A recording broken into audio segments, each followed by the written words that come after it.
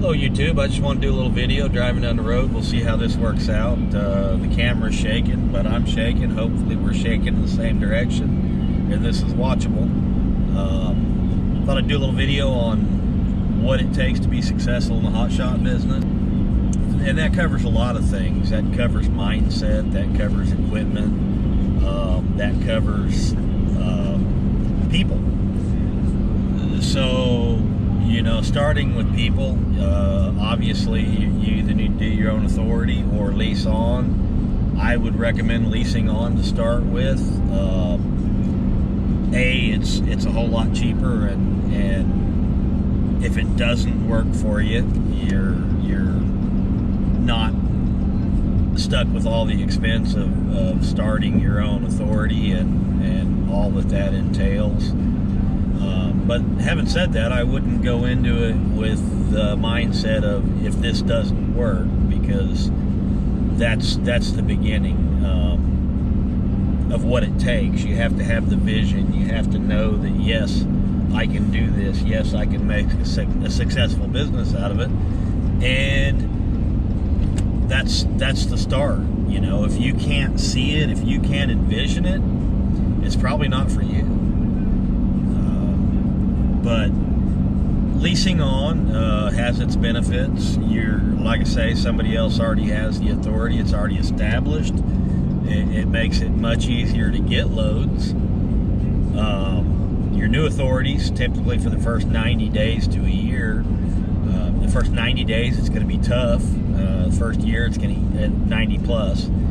To the first year, it's going to ease up a little bit, but it's still not going to be quite as free and easy as if you have an established authority. And then the other side of it is when you're leased on, you have the knowledge of the company you're leased on with. And then if you're not the only lease on, like in my case, you know, there's already somebody there leased on, and that's one of the things that I want to say as far as people go.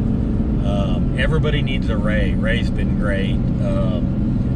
Wherever I lack in knowledge, Ray's been quite helpful, free with the information, and so that you need a mentor. And I've got to say that the Flash Love Logistics and Ray, he has been one hell of a mentor, as has Jason. So, you know, pick your company, pick somebody that has a rate you can live with, and you know, something like what I'm leased on with.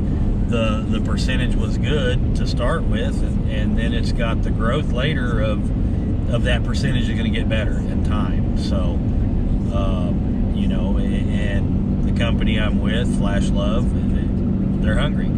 They're out to succeed, and that's what it takes to succeed. Everybody has to have the drive. Everybody has to be willing to grind and do the job it takes to grow the company. And, you know, so when you're looking for somebody, you look for that. When I went in and did my interview with Jason, first thing we did when I sat down, I told him, I said, you know, I realize that you're interviewing me, but know this, I'm interviewing you as well. And like I say, after the first interview, he'd pretty much decided, and I'd pretty much decided that we could probably work well together, and so far we have. So that's the company side of it, you know, choosing wisely there. And then as far as equipment goes, I chose to start with a Ram 3500 and a 22GN Big Tex trailer. They do pair well, but it's really, I wished I was a little heavier. I wished I had a little more truck. I wished I had a little more trailer.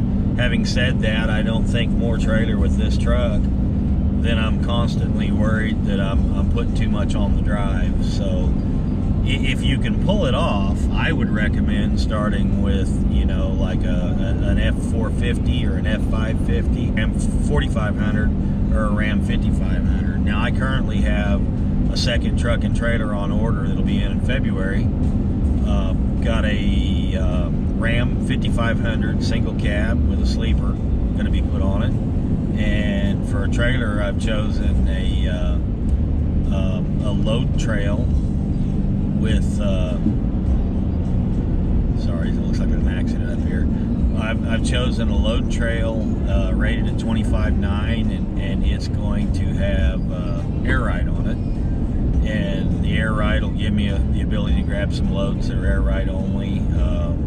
It'll give me some ability, like raising the front axle, that'll save some wear and tear on the front tires, and it'll save tolls. When I'm unloaded on toll roads, I can lift an axle, and I've got 3 axles on the ground. So it's got some things on it. I think I'm going to be real happy with the truck and trailer. I know this one, I can do a pretty good bit of weight, but there's times where just a little more truck would be nice.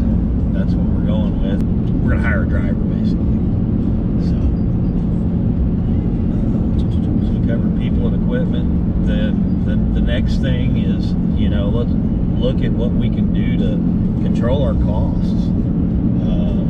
Right now, I've got a load that 1,300 miles in 2 days, so it's a bit tight. I probably need to be moving as best I can to get it there. But, you know, slowing down from 75 to 70 mile an hour makes almost a mile to the gallon difference. And, you know, figuring out where your truck operates and where you can push it and where you need to cut back, you can save a lot of fuel. And that's all money going right into your pocket when it's not going out the door to the Flying J or the Loves or wherever you happen to buy your fuel. You know, if you watch my first video, I've got an inverter and batteries on this truck that run a heater and a CPAP, and that goes toward not idling my truck at night, which again saves me fuel. That's money in my pocket. I try not to buy things I don't need. I don't buy a lot of trinkets out on the road. I do very, very few hotels, basically when Tammy's with me, and we do resets. This truck gets a little tight for 2 days sitting in the same truck stop, so we do hotels there. But with the new sleeper package, we won't have to do that. It'll have a gas generator, so we won't be running the truck. And if you look at what the actual cost is of running the truck versus buying gasoline to keep that generator running, it's a lot more cost effective to run the generator. So you know, the places you gotta spend money is the maintenance on your vehicle. That's critical to keeping your equipment up and running. And you know, as far as maintenance cost goes, there's guys out there running some way older trucks, way older than I would feel comfortable running, and it just, to me, it doesn't make sense. Yeah, the YouTube likes to watch the videos where they're broke down and laying on their back in the rain, wrenching on their truck, trying to get it back running. But man, I'd rather be running. I'd rather be earning. And you know, not to say that the newer stuff doesn't break down, but it's far less likely that a new truck's going to break down and leave you on the side of the road than, you know, a 10, 15, 20-year-old truck. You know, just because you want the cool factor of driving an older truck you do a lot of work to. So keep up on your maintenance. You know, don't run your oil into the ground. Don't run your engine into the ground. Check your brakes. You know, keep your tires in good shape. Keep your tires inflated. And one thing I know about me is checking tires is not in my nature. It's not how I work. So I bought a tire monitor system, and I can monitor all, let's see, 4, 8, 10, 12, 14 tires. I can monitor all 14 tires. I actually have the sensors. I can put them on my spares, and I can look at my truck spare and my trailer spare and know what the pressures are in them as well as the temperatures. And you know, that was pretty expensive, but ultimately, you know, if it saves me 2 tires over the life I'm driving this truck by knowing they're low when they're still fixable before they're throwing chunks of rubber down the road because I didn't check them. So stuff like that, and like I say, slow down where you can. I know the load's got to get there, and I know there's only so many hours in the day and so many miles you can get, but where you can, slow down, save the miles per gallon, because that's easy. Anything you can do to cut costs goes directly to your bottom line. Anything you didn't spend is directly in your pocket. So so that's it. The people, the equipment, the maintenance, and the mindset. The mindset's really important. Keep up, don't jump out and do something you don't think you can succeed at, because if you don't think you can, you're not going to. If you're willing to get out and put in the work and do what it takes, there's money to be made out here. And you can use it for a stepping stone and step up into the semis if that's what you desire. But I think ultimately they get some better rates, but man, when they break, they cost a hell of a lot more to fix,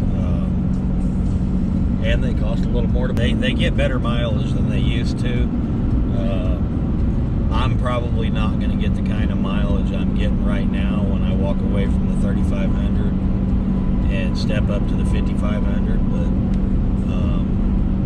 I'm still hoping to be a mile or two to the gallon better than the semis, so we'll see. But again, just have that vision. Know you can do it. Know you're going to do whatever it takes to do it, and that's how you'll get there. If you can't see yourself winning, you're not going to win. So that's one of the biggest things. I think that's all. The mindset is probably as important as the people you surround yourself with. So that's really all I've got for now. I can't think of anything I've left out. That's really all I've got for now. I can't think of anything I've left out. As far as equipment goes, the whole CDL versus non-CDL, I personally believe that non-CDL is going to die. And that goes back to the equipment. So if you start with a 3500 in non-CDL, you've got a vehicle you can use. But your trailer, you're going to have 10, 12, 14K in a trailer, unless you happen to find a used one that's at the rating you can live with to do the non-CDL. But if non-CDL dies, you've got a trailer, and you and 40,000 other people have a trailer that's no longer effective in business. So yeah, I guess you could get your CDL and limit yourself to 10,000 pounds on a trailer, but why would you? The better rates, the more you can do, the better you're going to make. I wouldn't go with anything smaller than a 40-footer either. Yeah, there's loads out there. The load that's on my trailer right now is probably 30 foot. But the demand was for 40-foot a trailer. If you called the broker on this one with a 35-foot trailer, they would tell you no. Of course, the other side of that is this load is also 12,900-ish pounds. So, you couldn't do it on a non-CDL rig anyway. But that's something to think about if you're trying to get into it. The whole non-CDL, but if it goes away, which a lot of us in the industry thinks about to happen, if non-CDL goes away, you've got money and equipment that's no longer useful to anybody. Most farmers don't want a 40-foot trailer, and just finding somebody to buy that 40-foot trailer with a 10,000 pound payload capacity is going to be tough to do. It's just, to me, I would get get my CDL if it's something you're interested in doing, and I would buy the CDL equipment, and I would buy the best, biggest that I could afford to get going.